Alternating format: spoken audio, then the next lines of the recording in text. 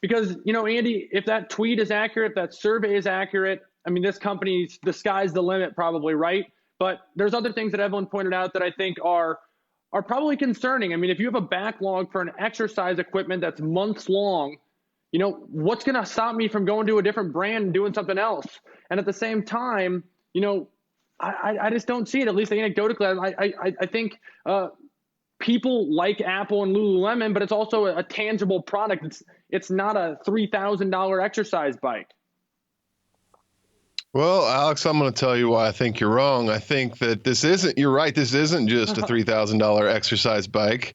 This is essentially an entire new economy of home fitness. And Peloton has rolled out extremely successfully their entire virtual trainer model, which has nothing to do with the bike. It's purely an app experience that people are downloading, loving, and paying for. And what that does is it creates Peloton an enormous pool of people that they can upsell to in the future, whether that's a bike, a treadmill, a row machine. You have no idea.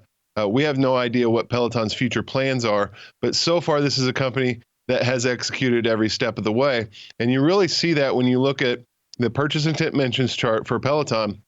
So this is people like that LikeFolio sees talking about buying a Peloton bike or downloading this app and subscribing to these virtual fitness classes. You can see a huge spike when COVID quarantine started, and that was to be expected because everybody had to find something to do.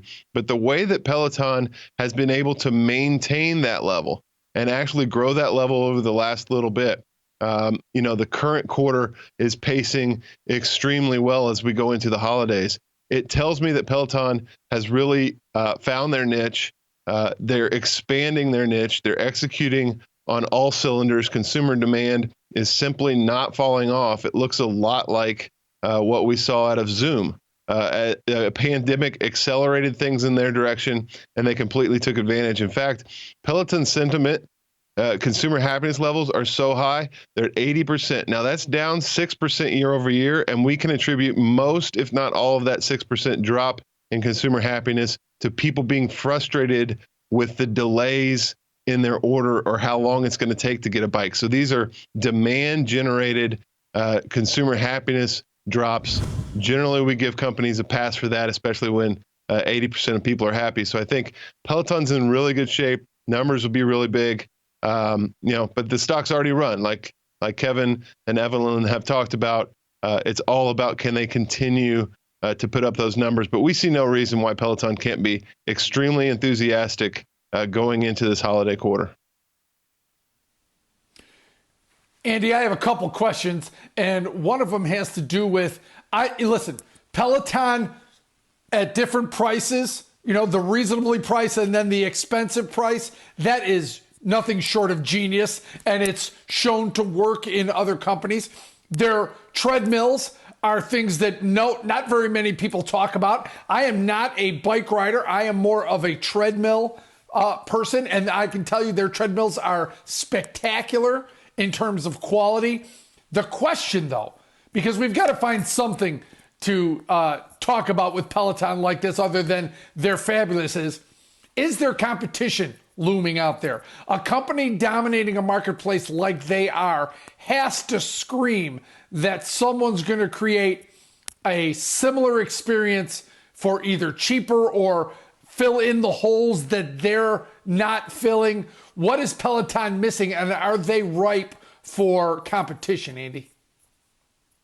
Yeah, I think that there's no question that competition is coming. That is the nature of capitalism. That is the nature of the way all of our markets work. You get something like this take off, there will be imitators come along. What gives me some confidence that Peloton will be able to take that on, at least in the near and midterm, is the consumer happiness levels are so high with this company. And we also see incredible network effects out of this. People talk about their Peloton. They actually have it in positions in their house where it's almost like a piece of furniture. So when people come over, they see it. It's almost a status symbol. And, that really gets things going, especially as you go into holiday season. So, yeah, I think competition is definitely coming, and Peloton will have its work cut out for it. but in terms of being well positioned to handle it, they're in a really good spot. Andy, this is why we have you on here to kind of set the data up and give us this picture, the way that you see it. It sounds like the first to market effect, or the first successful to market effect, is really going to be a huge benefit for them, particularly building their community, which is a huge part of that app, that networking effect as you lay out. I look at this, and I think to Kevin's point that it's great, kind of that Tesla effect. Start with the expensive model, work it down, make it more accessible using those proceeds. But when you're looking at this objectively from a long-term standpoint, is the growth going to be focused towards this app and growing beyond just a niche cardio-based workout kind of company to more broad workout that includes more than just riding on a bike and running on a treadmill? Yeah, I think so. I mean, now we're getting into speculation. I don't mind doing that. I think that they have a huge opportunity to do this, especially, I'll go off on a little tangent here. I think we see some group exercise classes that are generally fairly locally owned across the country really, really hurting right now as these shutdowns put a big pinch on them. Meanwhile, Peloton is banking new members, new subscribers, and a lot of money. I could see a scenario where Peloton takes this entire network of folks that they've put together and actually creates physical presences throughout the United States and kind of takes over a lot of group fitness in general, whether it's virtual or physical spaces. I could see Peloton becoming an omni-channel of fitness like we've really never seen before. Again, this is speculation. I don't know what their plans are, but it looks like things are set up really nicely for that path should they choose it.